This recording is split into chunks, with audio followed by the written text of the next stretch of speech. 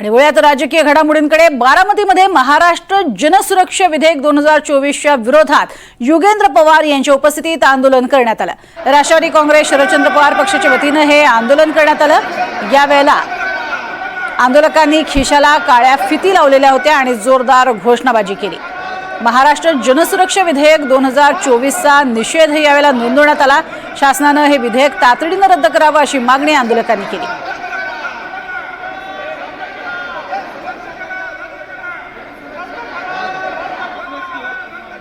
दुसरे जी लोक जे सरकारच्या विरोधात जे बोलतात त्यांना सरळ ते तुरुंगात तिथं टाकू शकतात। आणि ह्याच्या आधी पण आपल्याकडे अनेक वेगळे कायदे होते जे खरे जे सिरियस क्रिमिनल्स असतात त्यांच्यासाठी, मग UAPA कायदा असेल किंवा मोका असेल।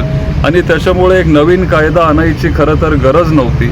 त्यांनी बहाणा तो नक्षलवादींचा दाखवलाय, पण जो कोण ह्या सरकारच्या विरोधात बोलेल त्यांना सरळ ते आतमध्ये तुरुंगात टाकतात।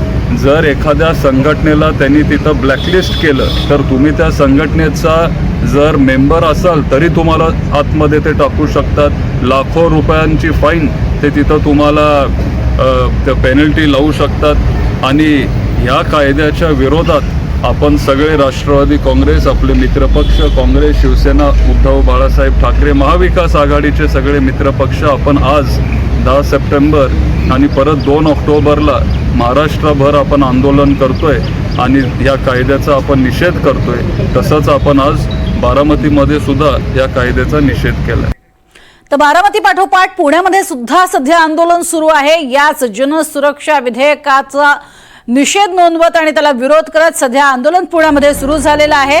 आणि आता सध्या आपण बघतोय खरात गटाचे सचिन खरात या ठिकाणी उपस्थित आहेत। तसंच राष्ट्रवादीचे सर्व महत्त्वाचे नेते सुप्रिया सुळे या देखील या आंदोलनामध्ये सहभागी झालेले आहेत। खरं तर खासदार सुप्रिया सुळे यांच्याच नेतृत्वामध्ये पुण्यामध्ये जनसुरक्षा कायद्याविरोधातलं हे आंदोलन होताना पाहायला मिळते आणि कालच याची घोषणा करण्यात आली आणि त्यामुळेच सगळेच महाविकास आघाडीचे नेते एकत्रित येत जनसुरक्षा विधेयकाचं निषेध नोंदवताना आपल्याला पाहायला मिळत आहे। संपूर्ण महाराष्ट्रभरामध्ये अशा स्वरूपाचं हे आंदोलन होते आणि सरकारला या कायद्याचा विरोध करत जोरदार अशा स्वरूपाचा निषेध नोंदवत कायदा रद्दच करावा अशी मागणी करणारं पत्र हे पाठवलं जात आहे।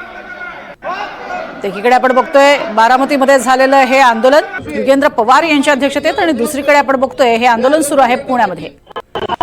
सुप्रिया सुळे यांच्या नेतृत्वामध्ये सुरू असलेलं पुण्यातलं हे आंदोलन आहे, ज्यामध्ये आमचा आवाज दडपण्याचा प्रयत्न केला जातोय आणि येत्या काळामध्ये विरोधकांचा आवाज दाबण्याचं काम करणारं असं हे विधेयक आहे असं म्हणत जोरदार निषेध व्यक्त केला जातोय।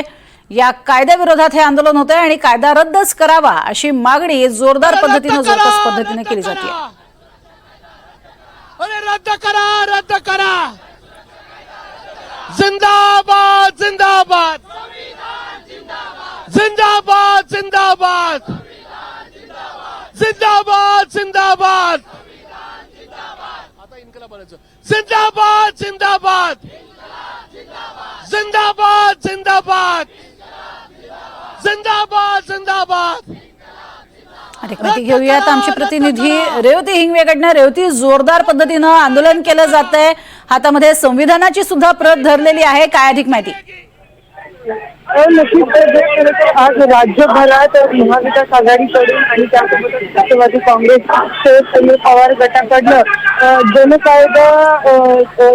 जनसुरक्षा कायद्याच्या विरोधात आज आंदोलन करण्यात येत आहे। तसेच चित्र आता आपण पुण्यात बघतोय, पुण्यातील आंबेडकर पुतळ्याच्या समोर हे आंदोलन आता राष्ट्रवादी काँग्रेस शरदचंद्र पवार गटाने सुरू केलेलं आहे। जनसुरक्षा कायद्याचा आडून सरकार जनतेचा आवाज दाबत असल्याचा आरोप राष्ट्रवादी काँग्रेस शरदचंद्र पवार गटाकडून होत आहे। आता या आंदोलनानं राष्ट्रवादी काँग्रेस शरदचंद्र पवार गटाचे अध्यक्ष प्रशांत जगताप आणि त्यासोबतच खासदार सुप्रिया सुळे आणि त्यासोबत सचिन खरात देखील उपस्थित आहेत। आता काही वेळामध्ये सुप्रिया सुळे देखील त्यांची प्रतिक्रिया